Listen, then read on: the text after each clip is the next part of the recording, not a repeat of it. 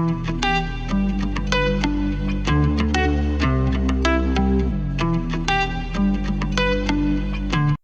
दोस्त, कैसे हो आप?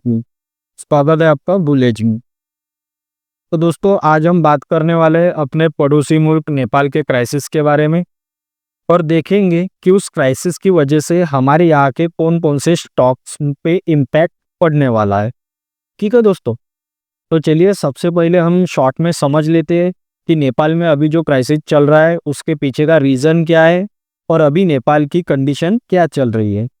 ठीक है दोस्तों, तो दोस्तों नेपाल के हालिया राजनीतिक संकट के बारे में अगर बात करें तो 4 सितंबर से शुरू हुआ, जब सरकार ने अचानक फेसबुक, यूट्यूब समेत 26 सोशल मीडिया प्लेटफॉर्म पर बैन लगा दिया।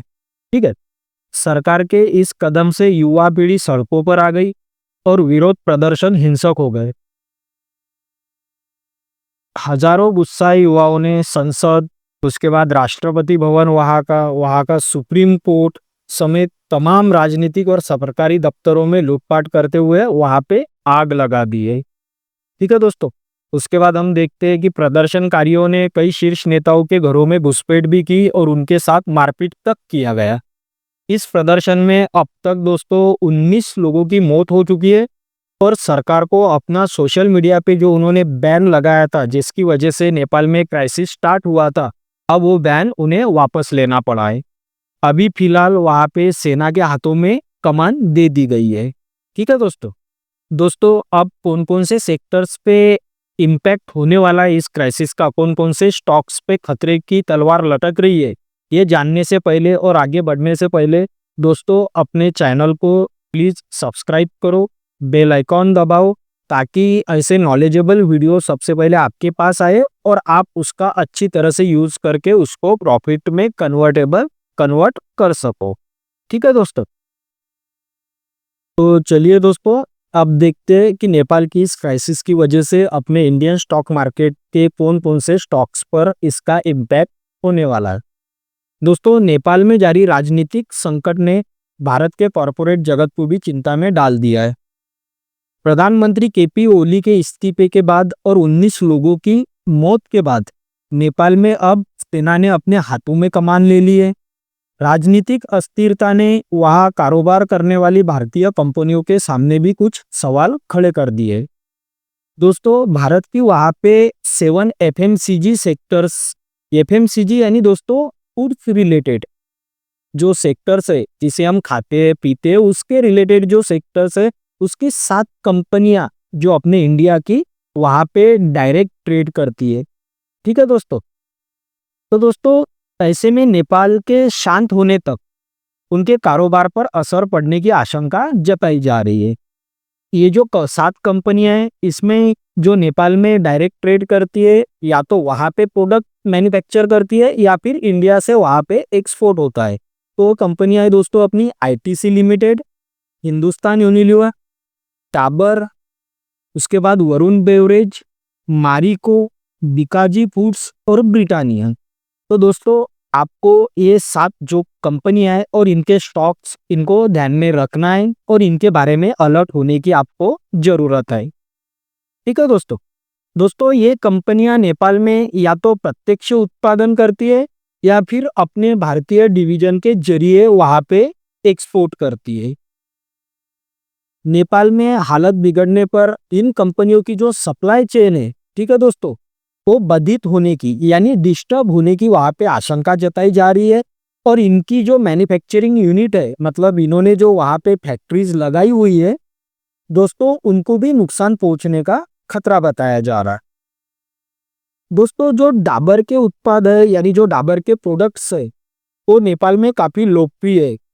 नेपाल में इसका एक बड़ा एक्सपोर्ट होता है, इंडिया से नेपाल को डाबर के जो प्रोडक्ट है उनका ज्यादा एक्सपोर्ट होता है। नेपाल में डाबर के फूड्स प्रोडक्ट्स के साथ साथ आयुर्वेदिक दवाओं का भी मैन्युफैक्चरिंग प्लांट नेपाल में है। ठीक है दोस्तों, इसके अलावा दोस्तों जो आईटीसी का भी नेपाल में बहुत बड़ा एक्सपोजर है। नेपाल में इसकी सूर्य नेपाल नाम से एक सब्सिडियरी कंपनी भी है। वित्तीय वर्ष यानी फाइनेंशियल ईयर 2025 में जो आईटीसी की कमाई में जो नेपाल का योगदान था वो 3300 करोड़ यानी 3300 करोड़ का था दोस्तों, और इस क्वार्टर में वो 726 करोड़ का है। दोस्तों ब्रिटानिया इंडस्ट्रीज का भी नेपाल में मैन्युफैक्चरिंग प्लांट है। उसके बाद आप देख सकते हो वरुण ब्रेवरेज की भी नेपाल में एक पेप्सिको बॉटलिंग यूनिट है। कंपनी की कंसोलिडेटेड इनकम जो होती है दोस्तों, अपने वीबीएल की यानी वरुण ब्रेवरेज की जो कंसोलिडेटेड इनकम है, उसमें नेपाल का करीब करीब 3% का हिस्सा यानी योगदान है। और इसी तरह से जो HUL हिंदुस्तान यूनिलीवर कंपनी है दोस्तों, उसमें भी नेपाल का उसके प्रॉफिट में 1% का हिस्सा है। ठीक है दोस्तों। दोस्तों एफएमसीजी कंपनियों के सामने जो अभी अभी अच्छी खबरें आई थी, अब उनके सामने दो और मुश्किलें आ गई है दोस्तों। उसमें दोस्तों पहला है नेपाल का क्राइसिस और दूसरा है दोस्तों पंजाब और राजस्थान में आई हुई बाढ़। हालांकि ये दोनों भी जो मुश्किलें है वो शॉर्ट टर्म है, क्योंकि बाढ़ भी निकलने वाली है। जैसे ही अपना ये रेनी सीजन खत्म हो जाएगा, बाढ़ कम हो जाएगी, या फिर दोस्तों जैसे ही नेपाल में कोई दूसरी सरकार आ जाती है तो वहाँ पे भी शांतता है या पीस है, वहाँ पे भी जनरेट हो जाएगा। तो दोस्तों ये दोनों भी जो प्रॉब्लम हमें हमें दिख रहे हैं वो शॉर्ट टर्म के लिए, लॉन्ग टर्म पे इनका ज़्यादा कुछ असर होने वाला है नहीं। ठीक है दोस्तों, आईटीसी, डाबर और वरुण ब्रेवरेज की जो बिक्री में नेपाल का योगदान महज 2 से 3% का है।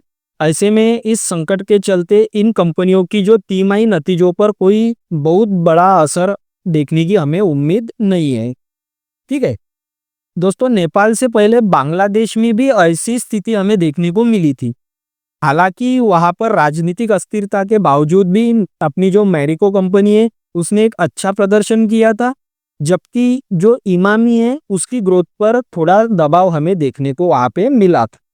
ठीक है दोस्तों, भारत और नेपाल के बीच होने वाले ट्रेड की अगर हम बात करते हैं तो नेपाल को सालाना करीब 7.33 यानी 7.33 अरब डॉलर का एक्सपोर्ट हम करते हैं, और नेपाल से भारत में महज 0.87 अरब डॉलर का ही इंपोर्ट होता है।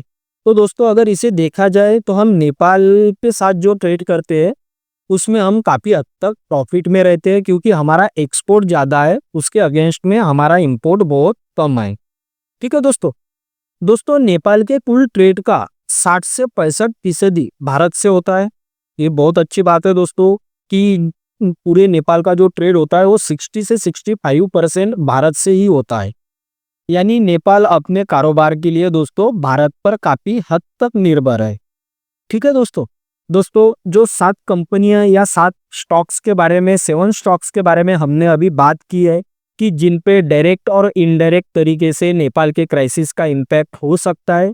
अगर आप इनमें अभी इन्वेस्टमेंट करने की सोच रहे हो तो मेरी सलाह है आप यहाँ पे रुक जाओ, कुछ दिन वेट करो, हालात सुधरने दो, और उसके बाद आप एफएमसीजी सेक्टर के इन 7 स्टॉक्स में इन्वेस्ट करो।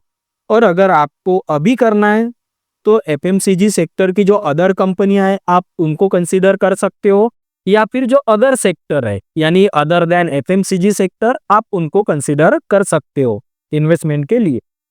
ठीक है दोस्तों ये जो इम्पैक्ट रहने वाला है ये शॉर्ट टर्म के लिए रहने वाला है, लॉन्ग टर्म पे इसका ज़्यादा कुछ असर नहीं दिख रहा है। तो आप कुछ दिन वेट करो या फिर अदर सेक्टर में इन्वेस्ट करो, यही मेरी आपको सलाह रहेगी। ठीक है दोस्तों अगर ये वीडियो आपको पसंद आए तो अपने वीडियो को लाइक करो, कमेंट करो, शेयर करो, और सबसे पहले अपने चैनल को सब्सक्राइब करो, बेल आइकन दबाओ ताकि ऐसे नॉलेजेबल वीडियो सबसे पहले आपके पास आए और आप उसका अच्छे से यूज कर सको। ठीक है तो चलिए, थैंक यू दोस्तों।